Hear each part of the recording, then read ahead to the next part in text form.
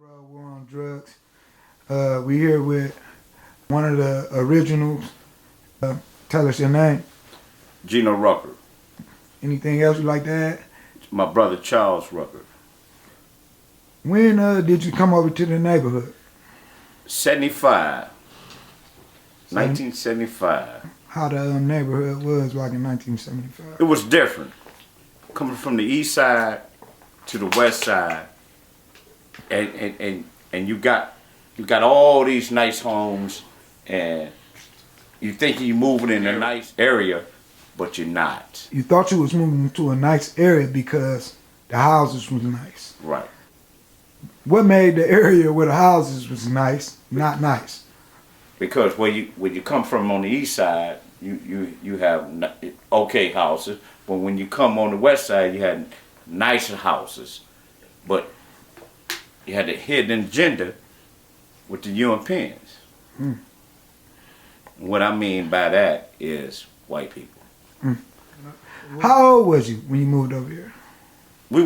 I was 15. 15, okay. 15, 14 years old. My brother was 14, I was 15. At 14, 15, you moved over here. What was you experiencing? A lot of hatred.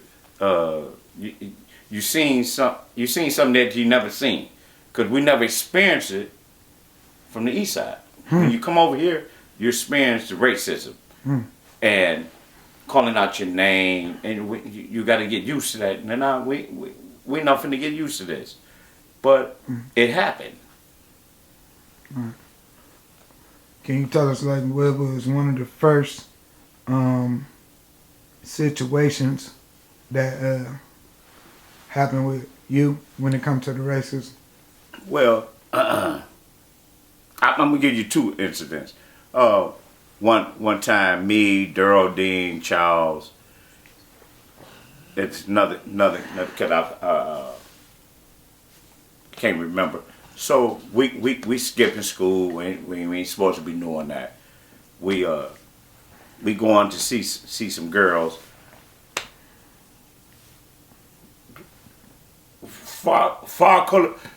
A car little white boys roll past. We on bikes, they in cars. So they roll past us, so I already know what time it is. Okay, they finna try to come back and get at us. So we backtrack on them, run through the yard, blow the whistle. My brother Tim come out with these clubs, so coming. And Daryl slid into the street, and that made the car stop. That's when we attacked the car. But other than that, another incident. We go hang out. We leaving a party. Now here come the car full of white guys again. They do the same thing. See if we gonna run from them. They circle the corner and come back, and here they go with the N-words and all this. So once you stand your ground with them, they ain't gonna get out the car. But once you start running, now here they go to the scared tactics. I'm hearing that. I'm hearing it was like they was trying to terrorize y'all. And one of the main things like I wanted to really stand out is y'all age, 14. 14, 15, 16. Yeah. We didn't have going against grown men, what I hear. We grown men. We fighting grown men. Now we had any guidance or fathers in our home, it was a whole another story. We can run and get there. Now we had to grow up. We fighting men. Over racism. Over racism. So when you say we, tell us about this. Was one of the first situations that happened with you when it comes to the racism? Well, I'm gonna give you two incidents. One time, me, Daryl, Dean, Charles.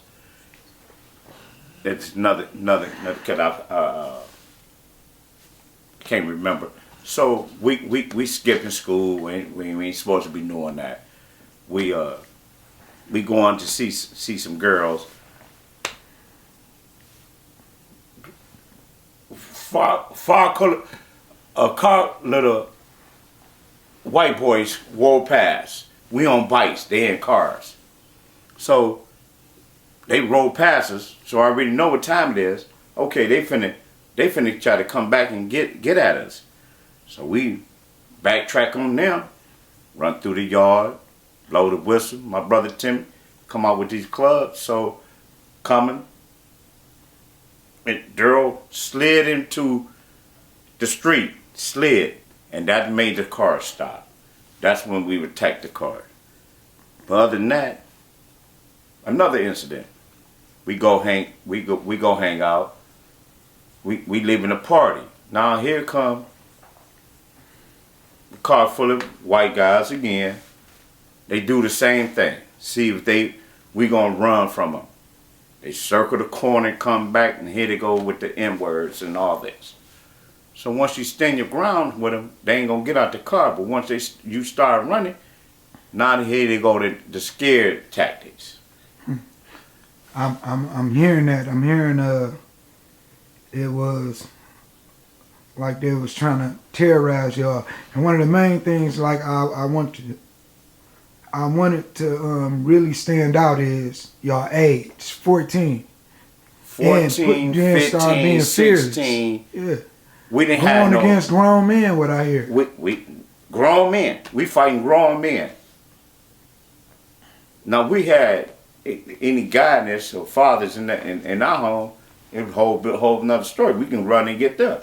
Now we had to grow up. We fighting men. Over racism. Over racism. So when you say we, tell us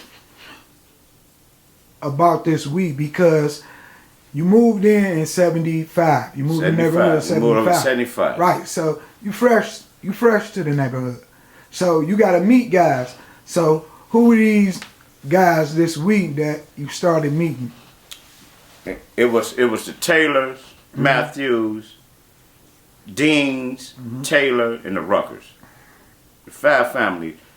Well, we band together and we made sure that everywhere we went. That sounds funny. You said the 5 families. The 5 families. it was 5 families, man. Taylors, Matthews, Turners, the Deans, and the Ruckers. And we made sure when we come together, we lead together. That was our motto. We ain't finna leave nobody behind. None of that. But we got outnumbered sometimes too. We had to get on. But once we buckled down with them and let them know we wasn't buying that, they backed off. They talk about midnight being the hangout. They talk about like that being the hangout with the younger guys, y'all age, y'all group, y'all guys hung out, man. Tell us a little bit about those, like being over there. Well, they before we hung out at Daryl Dean's house, we used to hang out down at my house, and everybody we used to come over there and meet up and you know joke around and have fun, and back in when we was coming up and years going by, we hung out at Daryl Dean's house. That was the 2 hangout house on Midnight. Came to the landscape of Joy Road, going from fighting back just to be able to go where you want to go, to hustling and grinding. Like, when did you notice that when guys started getting in the game? Well, when we started, everybody started getting into their own. This how here he go. Okay, he's standing up. We standing up. We bind together. We come together, and when we come together, they couldn't touch us. You know. But when that demon came in play, it tore the whole structure down. What was that demon? That crack. Them drugs. What was that demon? The crack and them drugs. It tore the whole structure down. That was big, man. What you said, that demon. That demon, it was a demon because it messed up a lot of families that were solid. Right.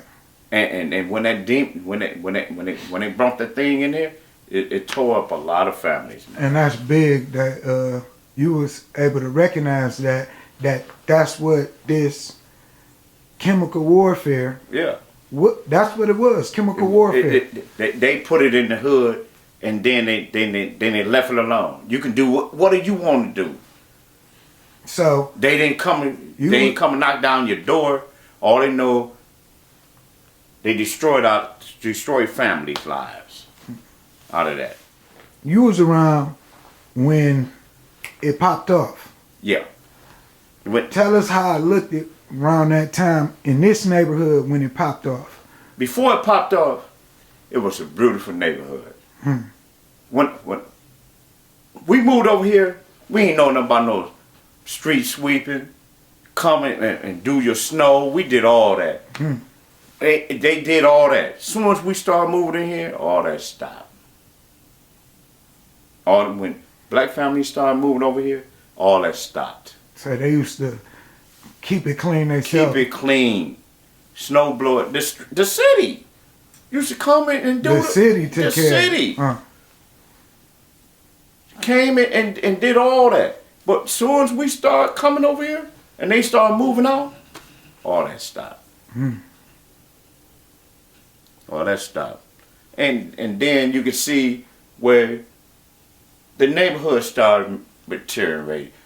Guys, families didn't take care of having a home instead of renting. They didn't care about taking care of their home because they was just renting. We was owning. Did you go to Lessington? No. I never. You went to Cody? I went to high school. I went to Kettering first. So I couldn't clear. I had to clear the semester to go to Cody to get my transcripts because we moved in the middle of the year. So I had to wait, catch a bus all the way back to the east side, go to Kettering, already come already back. So when the semester ended, now I transferred to Cody. I never went to junior high school over here. You went to what was Cody like? Man. You first. Give me your first day when you stepped up in When Cody. the first day looked like the youth home. If people know, it's a big old school sit back off into back off the field, and when you go in, it's like a little prison. And you see all these white people just like damn. Seriously, they walking around and you know how the white boys used to chains and black coats and all that. You know, we in that like man, what the hell? Right. It was just a whole nother atmosphere, like Kettering. It was dominated black. But when you go there, all you see is European and white people. I'm gonna say white people. Yeah. Yeah, it was just different. Was they properly educating you during that period of time, or what was going on in the school? You have to go there to learn. If you learn, they'll teach you. Now, if you go there to be a clown, that's what you're gonna get. Right. But you go there to learn. But they had opportunities to teach you. They taught you. I'm not gonna undermine them on that. You had to go there to learn. Right. So, give us one of the moments in the neighborhood. It could be with whoever, whenever, that stood out the most to you. Like I done heard stories. Everybody got a little story that stand out the most to them. How we I remember the last time that Cody went from dominant white to dominant black. 1 year into the school year, we got into it with them. We got into it. It's a big old thing. I heard it was a riot up there. Yeah, we got into it. It's a big old Was that thing. when there was a riot up at Cody? Yep, and It was a race riot. race riot, and At a high school. At a high school, you know, and they let us get down. Really? Police wasn't even called. We was buckling with them. They was fighting us back. Mm. They wasn't running. We wasn't running. We got in. It was a big old thing. Mm. Yeah. That's deep. Yeah. And now you can't do that. Can't do that. We'd be in jail somewhere. Yeah. I heard it wasn't. You was around before the 6th precinct went up, right? Yeah. Okay, now, we got to get into that. See, I be keying in on certain questions. I'm gonna key in on with everybody, really. So, a lot of guys think that been there for longer than it been there. So, I'm hearing that. I heard a few things. First, somebody was like, "Yeah, they built it for this guy," but the guy who they say they built it for, he like, "Nah, they ain't built it for me." But see, it was 16 precinct first. 16 on Grand River. No, Grand River. Cross That's the what I'm street talking from about. Old Rucker. From Rucker High School. That was the precinct handled this hood. When they called themselves building this, I wasn't here, so I don't know when it came up and anything. You wasn't here when they built this? No. This was built before you got here, or? No, it was built after I left. Damn. So that means it was built in what year? If you came and said when you leave? I had went to California. When you leave? 86. So you saying they built that after 86? Yes. The 6th precinct after 86. After 86. Damn. It wasn't even up. It was. They was kept talking about it, but it wasn't nothing. All it was is railroad tracks coming through there. That was it. Same thing going through there now. But it wasn't up when I left. 86. But when I got back, it's up and running.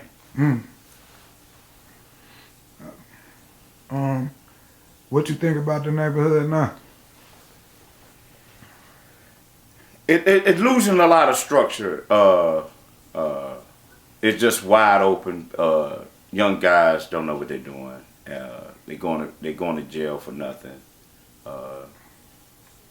It's no structure. Babies raising babies. Right. So when we talk about that structure and we talk about that, what this chemical did to our community, right?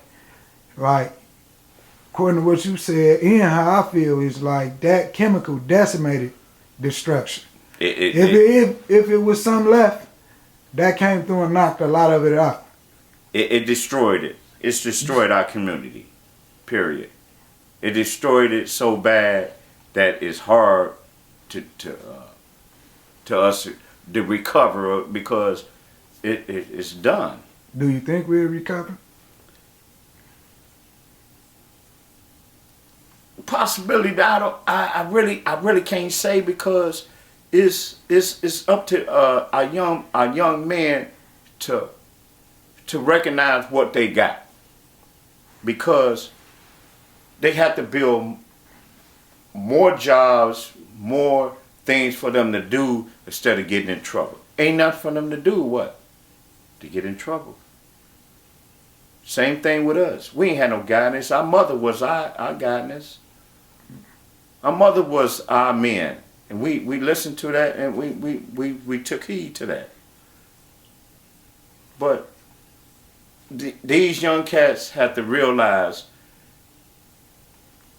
they have to wake up, just like we had to wake up. Right. And it took us a minute. But we did a lot of things that protected this neighborhood. We fought for this neighborhood to be where we can walk around and say, this is where we from. Because they wouldn't allow us to do that. Right. So if you could tell the people from this community, the people that's still here in this community, people who then came to this community, what would you tell them? to stay strong and let's do something better than what it was, than what we had to deal with. Because a lot of, like right now, if you wouldn't never told our story, would have never got out. We went through so much to overcome this situation. What I'm saying, I've been through it. My brother and them went through it.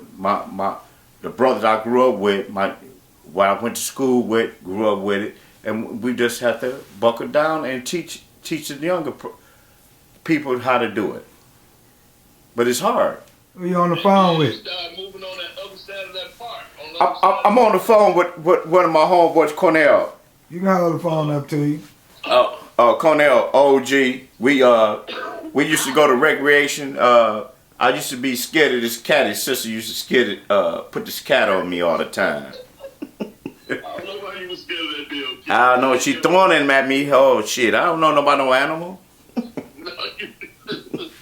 on. You know, you be like, man, just get the cat, man. Man, get the cat.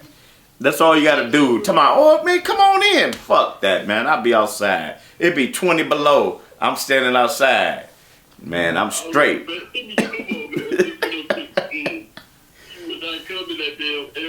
I wouldn't come in the house. I had that gun on me too, boy. I'd shoot the shit out that motherfucker. How did you get in which you know we go to rec? Right, we go to recreation. Every day I pick you up. We go all night. Yeah, we had. Robert said, we ain't gonna have nothing to put back on. Well, you already knew we went to the gardens. They was ready. They like, we ready. Yeah, they was. We gonna play. Y'all gotta come back and play us up at the school. You said when y'all went to the gardens. Tell me that story. What y'all talking about right now? So when we went to Hermie Garden,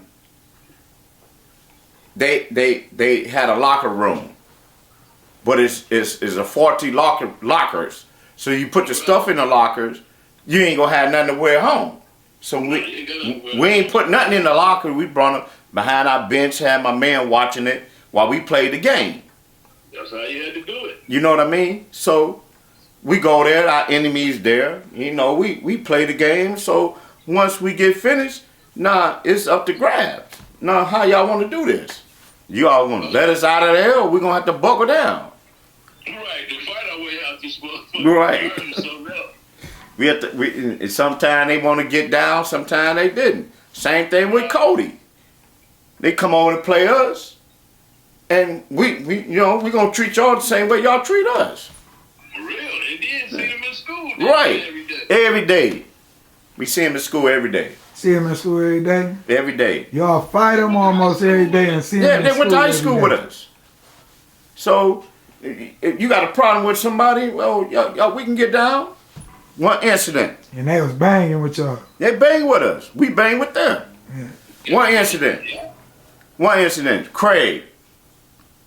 Yeah, Craig. hell yeah. He was fighting. I forgot my man's name. Who was Craig? The Kung Fu Craig? Kung Fu Craig. But it was Craig. His name. He say, man, watch my back. Damn. He look at me out of all these, but told him, okay, I got you. So my man tried to get at him. My man threw 3 kicks. Fucked him up. Bam, bam, bam. He was cold with his feet like that. He was cold in the motherfucker. He was Bruce Lee. He was the understudy of Bruce Lee. They said he was around here doing karate on people, man. Man, he was a bad motherfucker with them feet. They talked about the like it was a karate place. Nate Nitty talk about that. It was a karate place on Field and Joy. Let me tell you about this shit about Nate. We up here. They this guy named Roughhouse. So Nate wanted to fight the guy. Nate come out in some karate shoes. Nate threw 1 kick and his other feet slipped. My man on him. He slipped. He looked at me. Gino, get this man, dog. If you wear these shoes one more time, I'm gonna cut him off my damn self. But we got him off of Nate, and then they squared up again, and he doing this little thing and shit. Oh man! But that first slip, Nate would have been out of there. But see, we was outnumbered. It was like 12 of us and 25 of them. Oh, hell no. Rough House now, Eminem or T-Stone, whatever they was. What's all that? Like, what was that? The little gangs. These was the name of some of the Joy Road gangs over here back in going back down Chicago. So what year? What year was this? What year was that when Nate and them touched down? We was already out of school. 83, 82, 81. Gerald Turner and I think it was you and Nate said a lot of, you started off claiming Latin They dogs. was way locked up, boy. Yeah, Earl and them. Right. the Latin dog started on the east side. Old boy brought it over here, and that's how All these guys started. Nate and them started claiming that. But that started off the east side.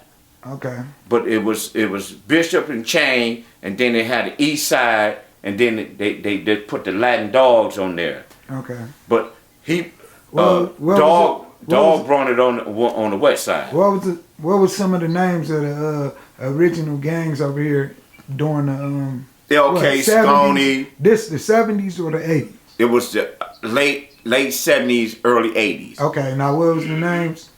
Latin Dogs, Joy Road, LK Stoney, Eminem, Chicago Players, T-Stones.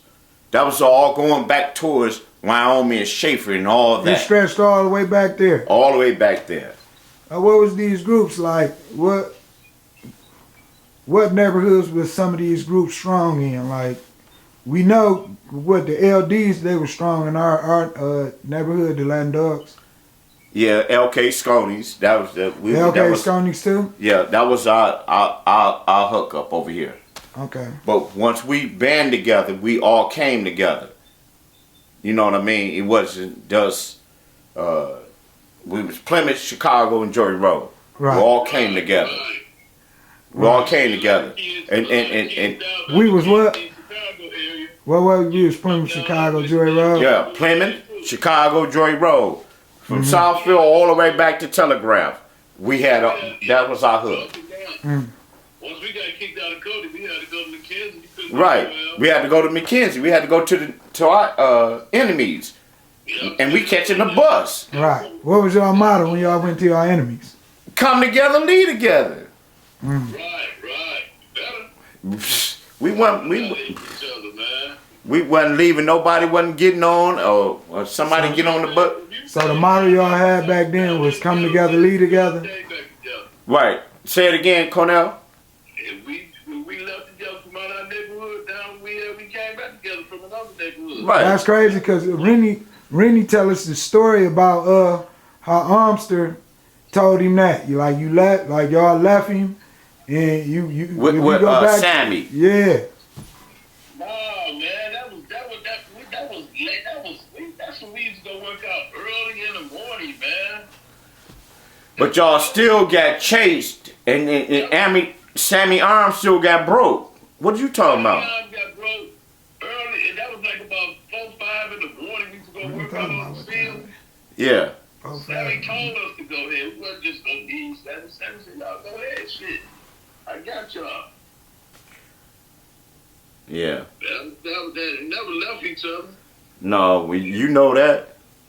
And then when Granddaddy came over, he said, "You better not never leave each other. You better not leave each other." Somebody said leave each other.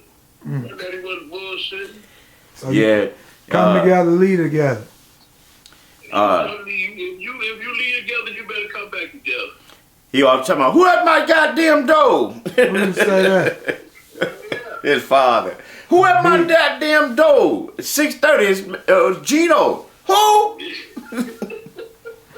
What the fuck he want? Yeah, big. He was on our head. Yeah, stayed on our head. Stayed on top of us. Give me a story about a few of the guys, like a couple funny stories or stories that you think stood out about a few of the guys. Me, Rennie, we rode here around the corner, down the street. So my man put on my shoes. We had the shoes left of Tony Rome house. Put on the shoes. Said, man, why you nigga got my shoes on? Dog, got your shoes on. So I go to push my man swing. Bam, hit me. Man, I lit into him. But it was just, young. We coming up. Another story. They at the pool that night. I couldn't swim, so I didn't never go to Rivers Rouge to swim. So Rennie, Luck, Daryl, Dean, Frank, they all at the pool. Incident with the white boys. They get into it with the white boys. They stuck in the pool. The white boys on the outside of the pool. Now they got to come out and get out, from the pool. But the pool closed. You got to climb the gate to get out of it. You feel me? It went down. But that's what I wasn't there on that incident. We used to have fun, man. We had fun. Once we got into ourselves and we didn't have no pressure on being messed with, we have fun. We band together. We have River Rouge off the chain.